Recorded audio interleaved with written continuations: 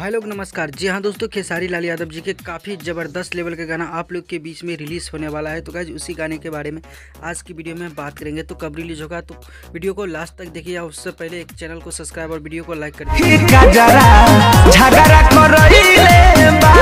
जी हाँ दोस्तों, जी म्यूजिक से काफ़ी दिनों के बाद खेसारी लाल यादव जी का ये गाना आप लोग को सुनने को मिलेगा, जिस गाने का नाम है न दिया तेल। इस गाने को खेसारी लाल यादव जी ने गाए हैं। दोस्तों बात करते हैं गीत का, तो गीत लिखे कृष्णा बेदर्दी और म्यूजिक आर्या शर्मा जी का है। दोस्तों खेसारी लाल यादव और प्रियंका सिंह की आवाज़ में ये गाना है।